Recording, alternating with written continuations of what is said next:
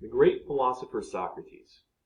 There's a story told about him where a young disciple comes to him, sees this legendary person, says, "Great teacher, I want to be successful. Will you teach me how to be successful?" Right? And as the story goes, he takes the man and says, "Okay, come with me." Takes him by his hand, leads him right into the river, and then dunks his head in the air, in the water. And this guy is astounded. That was not the lesson he wanted to learn. He's comes up sputtering. They hold him down for a little bit, and he comes up sputtering like, "What? like I did not think you were a murderer. I wanted to learn to be success, not how to die." And so, depending on who you ask, who told this story, he does it. He ends up getting that happen 3 times. Each time he asks for success, teach me success. No, really teach me. And he goes and dunks him again. And at the end, the lesson is, and this is what supposedly Socrates says in some way or another. He says, "Listen, I taught you just now about success, real success. If you want it as badly as you want to breathe when you can't, right? And of course, every cell in your body, when you can't breathe, is going to be crying out for oxygen. Like, you have to breathe to live. And so you don't realize how much you want it until you don't have it, right? And so he said, listen, if you want success, you're going to have to want it like you want to survive.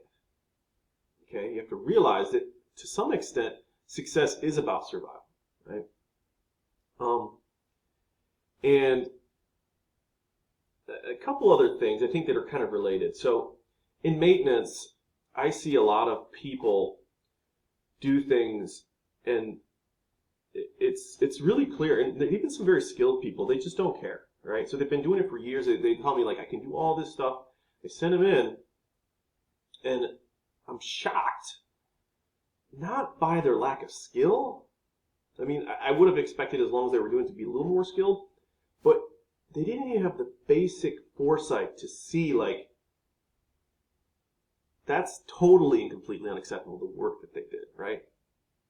In it, not just a little bit, like, not like because I had a skilled eye. It was like they had lived in houses and places and been places and seen the proper way to do things their whole life.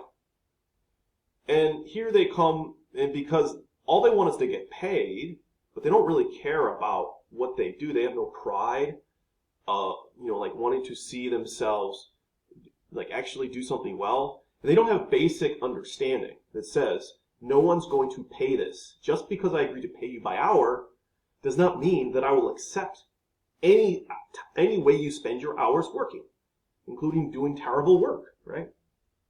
And so, like, yeah, maybe you got away for a few days and you got one over on me. Well, guess what? You have no job now, right?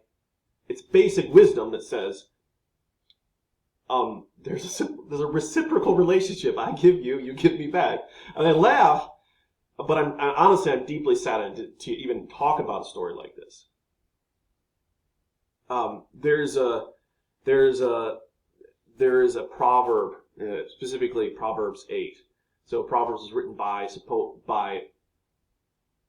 the king, who was supposed to be the wisest person that ever lived. He was also, if you read through his whole story, King Solomon, he was also perhaps the most foolish person that ever lived simultaneously. But in one of his wise writings, he talks about a lady who goes out and cries in the public square. She goes out to the public roads, and normally you think of that as a prostitute, right? Someone who goes out to the corner. But this lady is out offering not sex, but she says, "Come to my house.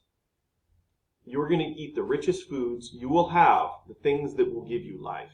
Just come. All you need to do is want what I have. I can give you everything you want."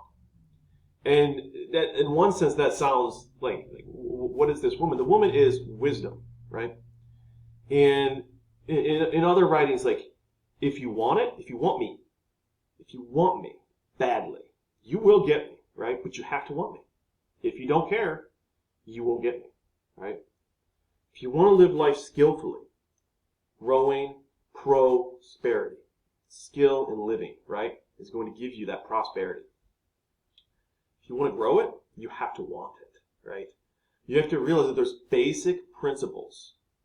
And you can live your life the way it is, but you're going to have the same old problems. You're going to have to have all those little things that you're dealing with. Or you can say, you know what, I actually want to take this opportunity right now and make a decision. I want to say, you know what, I'm not feeling it now, but I want to feel it. Like, I want that wisdom. I want it. I need it. Look at every little thing and say, I don't want that. I want that's happening, right, that you don't like in your life. I don't want that. I want wisdom.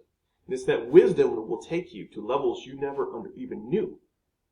That's the point, is that when you get on this track, it's going to go and provide opportunities you never even considered. You won't even know until they hit you. And you'll never know that you didn't miss them if you didn't have the wisdom, right? You won't even know. Like, you'll just go on with your life.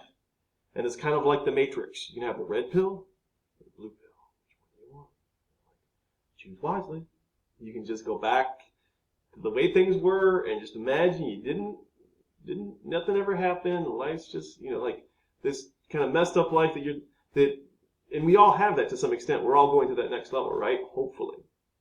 We're constantly being presented with red pills and blue pills. Do you want to open yourself up and move forward into something that's maybe a little scary, but also you prefer to know probably? Or do you just want to say, you know what, I don't want to know? It's a question for you.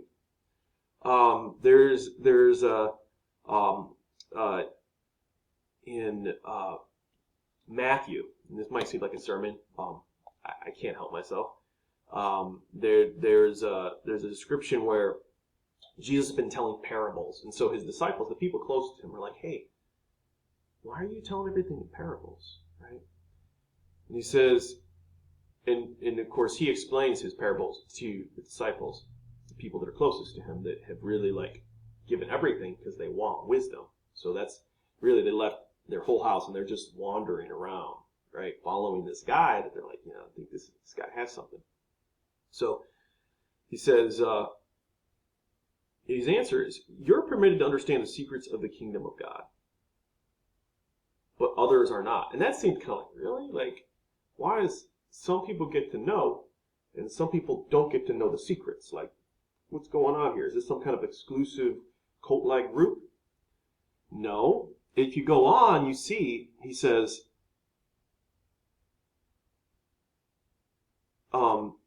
this fulfills the prophet that Isaiah says, when you say what I say, when you hear what I say, you will not understand. When you see what I do, you will not comprehend. For the hearts of the people are hardened, the ears cannot hear. When your heart's hardened, when you're full of hate, unforgiveness, and other things, knowledge itself eludes you. In the meaning of what that knowledge totally escapes you, right? So no matter how hard you explain something to somebody, and when they don't want to know, I think of my kids, and sometimes I'll say, hey, could you do this, or this, or you should probably do this differently, and they'll run away like, I don't hear you, I don't want to hear you, I'm not going to listen to you, That's why you hear the saying, foolishness is bound up in the heart of the child. You have to choose at whatever level, whether you're an adult or a kid, or you're a very high-level, tradesperson that's experienced with years of experience or not. You have to be open to everything that's being presented to you and constantly evaluating it. And a lot of this has to do with less about how smart you are, because the smartest people can do some stupid things, and more about how open you are emotionally. Are you just like this old spit and vinegar guy that thinks he knows it all? You're gonna stay at the level you are. Now that may be good enough for you. I'm not going to try to push you too hard, but I think that there's always room as humans, as professional humans, to take the next level, to swallow the red pill, to perhaps reignite a desire to breathe. You know what I'm saying? Hey, yeah, you know what? I do want that. So word for the day. Hope that excites you or inspires you.